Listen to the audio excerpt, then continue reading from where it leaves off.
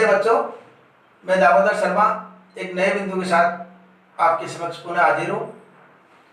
जैसा कि आप जानते हैं कि हमने पिछले वीडियो में सूरदास जी के जीवन का परिचय तथा उनके जो पाठ शामिल है हमारे पाठ्य पुस्तक में, उसके अंतर्गत जो प्रथम पद्यांश है उसका हमने अध्ययन किया।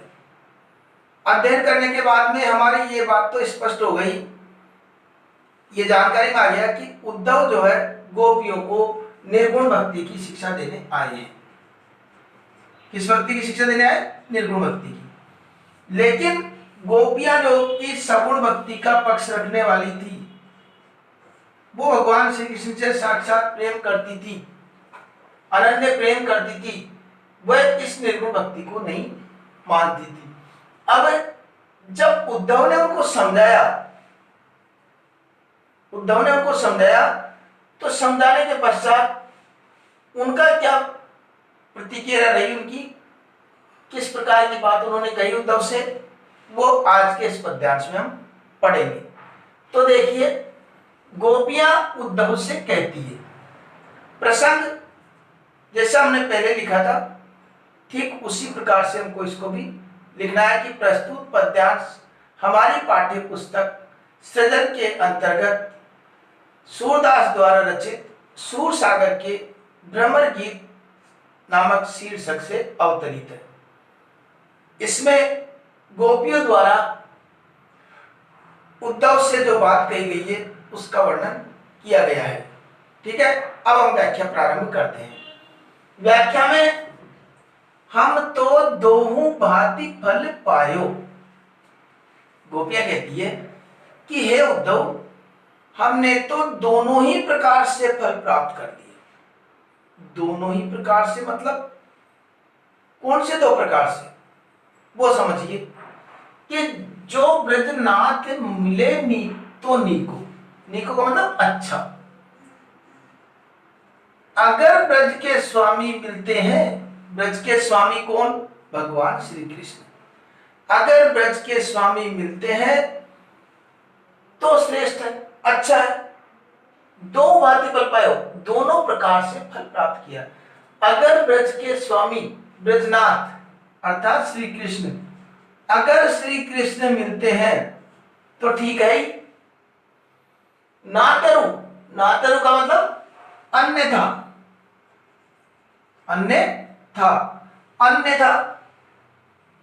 अगर ब्रजनाथ मिले तो ठीक है, वो भी अच्छा है। नहीं तो या अन्यथा जग जस गायो, कि इस संसार में उनके साथ रहने का जो यश प्राप्त हुआ है वह तो कहीं भी नहीं गया है। मतलब अगर ब्रज के स्वामी मिल जाए तो ठीक है, उसकी तो होड़ ही नहीं है, वो तो बहुत अति उत्तम है। नहीं तो जग में जो जस है, उसके गुणगान है, वो हम गाते रहेंगे ही, और उनके साथ रहने का जो सौभाग्य प्राप्त हुआ है, यश प्राप्त हुआ है, वह तो कहीं नहीं गया है। दोनों प्रकार से हमने फल प्राप्त कर लिया। कौन सा? अगर ब्रज के स्वामी मिलते हैं तो ठीक, नहीं तो जग में उनके साथ रहने का जो सौभाग्य है, यश है, वह तो कहीं नहीं गया। इस प्रकार के दो फल उन्होंने प्राप्त किए। ठीक है, अगले हम बोलते हैं कि कहां वे गोकुल की गोपियां कहती है कि कहां वह, अपने आप को सामान्य दीनहीन मानते हुए कहती है कि कहां तो गोकुल जैसे एक सामान्य से गांव, एक छोटे से गांव की में रहने वाली एक सामान्य महिला, सब प्रकार से वर्णहीन, कोई उच्च वर्ण की भी नहीं है, सामान्य वर्ण की, वर्ण रहित, लघु जाति और छोटी जाति की, कि कहां तो वो गोकुल गांव की जो सामान्य महिला, समस्त प्रकार से वर्णहीन अर्थात जिनका कोई उच्च वर्ण नहीं है, लघु जाति और छोटी जाति की है, ये अपने आप को गोपियां मानती है। और कहां वे कमला के स्वामी, और कहां वे श्री कृष्ण साक्षात लक्ष्मी के पति। कहां तो वो सामान्य एक छोटे से गोकुल गांव की रहने वाली समस्त प्रकार से वर्णहीन और छोटी जाति की महिला है, और कहा एक तरफ दूसरी तरफ देखे तो श्री कृष्ण जो साक्षात लक्ष्मी के स्वामी है, लेकिन फिर भी देखो सौभाग्य, मिली बेटी एक पाती, फिर भी ये सौभाग्य उनको प्राप्त हुआ कि उनको उनकी गिनती और कमला की गिनती अर्थात लक्ष्मी जी की गिनती एक ही पंक्ति में होती है। दोनों का नाम श्री कृष्ण के साथ जुड़ गया है, अर्थात एक समान एक पंक्ति में दोनों को स्थान प्राप्त हुआ है। इससे अच्छा सौभाग्य और क्या हुआ कि एक तरफ तो छोटे से गांव की रहने वाली एक वर्णहीन और लघु जाति की महिला, और एक तरफ साक्षात लक्ष्मी के स्वामी, और फिर भी देखो आज दोनों की गिनती साक्षात उस लक्ष्मी और गोपी दोनों की गिनती, दोनों को एक साथ एक पंक्ति में बैठने का सौभाग्य प्राप्त हुआ, अर्थात समान महत्व उनकी नजर में रहा। अब दूसरी बात, जैसे उद्धव ने कहा कि निर्गुण भक्ति कीजिए, ईश्वर हृदय में निवास करते हैं, उनको कहीं ढूंढने की कोई आवश्यकता नहीं है। उसी संदर्भ में उन्होंने बात कही है कि निगम ध्यान, निगम ध्यान का मतलब वेदों के ज्ञाता, वेदों के ज्ञाता, मुनि ज्ञानी, ज्ञानी मुनि, वेदों के ज्ञाता ज्ञानी मुनि और अगोचर जिन्होंने इंद्रियों को जीत लिया। ते भय घोष निवासी, ये बताओ कि ऐसे ऐसे महापुरुष संपूर्ण वेदों के ज्ञाता है, ज्ञानी मुनि है, और जिन्होंने इंद्रियों को जीत लिया हो, इन सबको छोड़ करके वे भय हो गए घोष निवासी, गोकुल गांव के निवासी बने। इन सबको छोड़ करके वो गोकुल गांव के निवासी बने। विचार कीजिए इस बात पर कि अगर वो निर्गुण भक्ति से प्रसन्न होने वाले अगर होते, निर्गुण भक्ति ही उनको महत्व देते अगर वो निर्गुण भक्ति को, तो वह इनके पास जन्म लेते। इनके पास जो ज्ञाता मुनि है, वेदों के ज्ञाता है, जिन्होंने इंद्रियों को जीत लिया हो, इनको छोड़कर वह कभी भी गोकुल गांव के निवासी तो नहीं बनते हो अगर निर्गुण भक्ति को महत्व देते। वह गोकुल गांव के निवासी बने, इसका मतलब उन्होंने भी प्रेम मार्ग को ही महत्व दिया, क्योंकि यह सगुण भक्ति का मैंने बताया मार्ग प्रेम मार्ग, और निर्गुण भक्ति का मार्ग कौन सा होता है? ज्ञान मार्ग। निर्गुण भक्ति का कौन सा? ज्ञान मार्ग। तो अगर वो ज्ञान मार्ग को महत्व देते तो कहां जन्म लेते? इनके साथ, इनके पास। लेकिन उन्होंने इनको छोड़ करके कहां जन्म लिया? गोकुल गांव में। तो किस मार्ग से प्रसन्न हुए? प्रेम मार्ग से। अब ता ऊपर अब साच कहां दूं? हे उद्धव, अब इसके बाद में ता ऊपर, अब इसके ऊपर अब साच कहूं, और क्या सत्य कहें? इसके बाद और क्या सत्य कहें हम? अब सत्य कुछ बचा ही नहीं। अब तो बात स्पष्ट हो गई कि मुक्ति कौन की दासी। अब आप ही बताइए मुक्ति किसकी दासी है? कहते हैं कि जिन्होंने साक्षात भगवान के दर्शन कर लिए, जिन्होंने साक्षात प्रभु को प्राप्त कर लिया हो, एक बार दर्शन कर लिया हो, उसकी मुक्ति निश्चित है।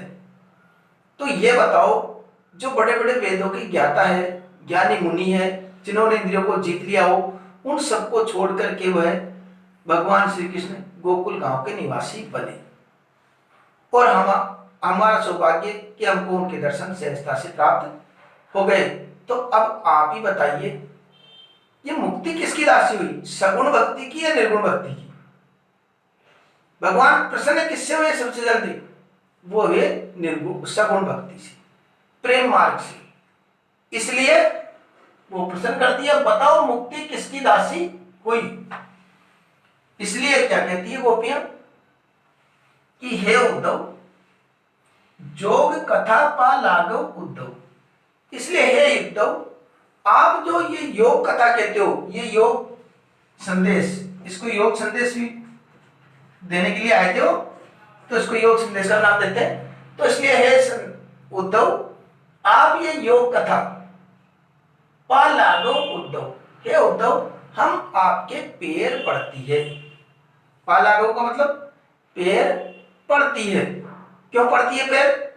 कि हे उद्धव, ये योग कथा जो है ना, जो आप हमें शिक्षा देने आए निर्गुण भक्ति की, वह हमसे ना कहूं बारंबार, यह हमसे बार बार आप मत कहो, क्योंकि हमारे ऊपर इनका कोई विशेष प्रभाव पड़ने वाला नहीं है, क्योंकि हम तो भगवान श्री कृष्ण के अनन्य भक्त है, अनन्य प्रेम करती है उनसे, और उनके अतिरिक्त हम किसी भी प्रकार की शिक्षा या ज्ञान या किसी को भी हम स्वीकार नहीं करती। इसलिए आपसे निवेदन है, हम आपके पैर पड़ती है कि आप जो है ये योग कथा हमसे बार बार मत कहो, क्योंकि इसका हम पर कोई असर होने वाला नहीं है। ठीक है, अगला है सूर श्याम तजी और भजे।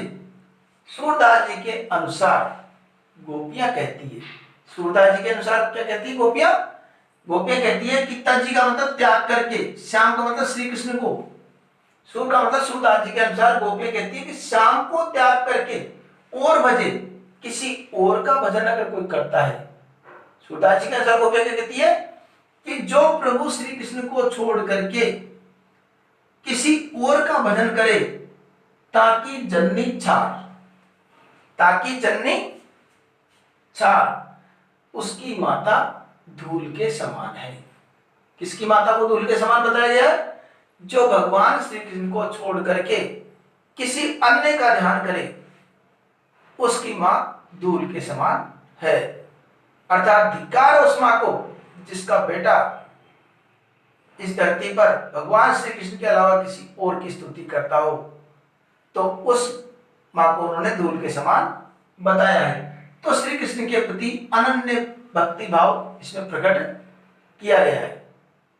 तो यहां पर अब जो प्रश्न बनते हैं, एक प्रश्न हो गया कि गोपियों ने दोनों प्रकार से फल किस प्रकार प्राप्त किया है, कि ब्रज के नाथ मिले तो भी श्रेष्ठ है, अन्यथा उनके साथ रहने का जो यश गान हमको प्राप्त हुआ है वह तो कहीं नहीं गया है।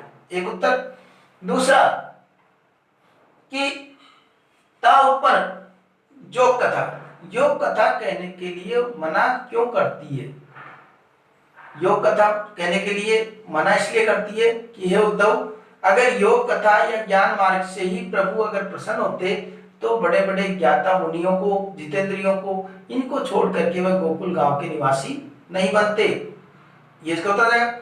अब मान लो ये प्रश्न आ जाए कि मुक्ति किसकी दासी बताया गया, तो जब उद्धव ज्ञान मार्ग की शिक्षा देने आए तब गोपियों ने उनसे कहा कि हे उद्धव, हो सकता है आप द्वारा जो शिक्षा दी जा रही है वो श्रेष्ठ हो, हम उसमें कमी नहीं निकाल रही, लेकिन एक बात हम स्पष्ट रूप से आपसे कहना चाहती है कि ये बताइए, अगर प्रभु श्री कृष्ण ज्ञान मार्ग से ही अगर प्रसन्न होते तो ये बताइए जो बड़े बड़े ज्ञाता मुनि है जिन्होंने इंद्रियों को जीत लिया हो,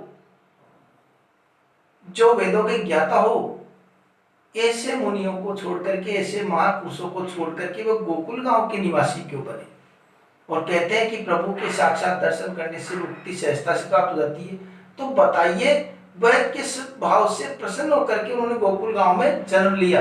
वो प्रेम मार्ग है। इस प्रेम भाव से प्रसन्न होकर के ही उन्होंने गोकुल गांव में जन्म लिया।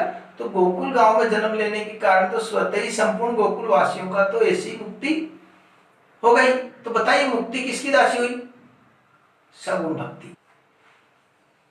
अब हमें एक बार हमको व्याख्या किस प्रकार करनी है उसको एक बार पुनः समझ लेते हैं। देखिए बच्चों, सर्वप्रथम हमको प्रसंग लिखना होता है। प्रसंग, प्रसंग के अंतर्गत प्रस्तुत पद्यांश,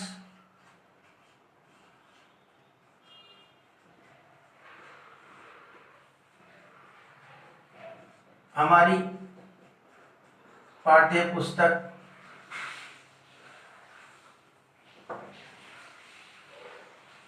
सृजन के अंतर्गत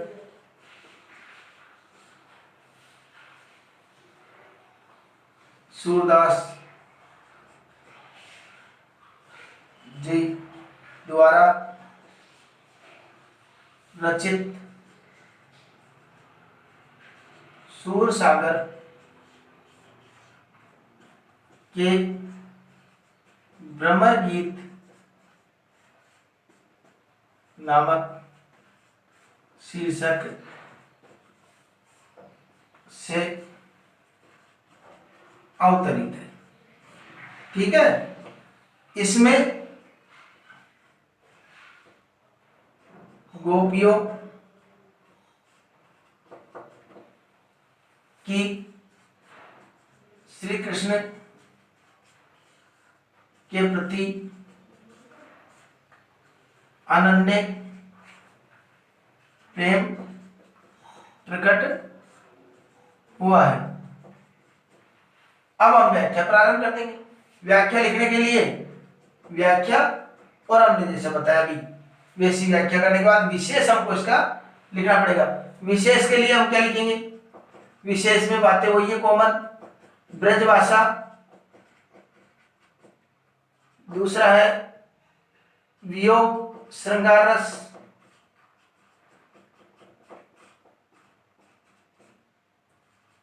तीसरा लिख देंगे हम व्यंग्यात्मक शैली,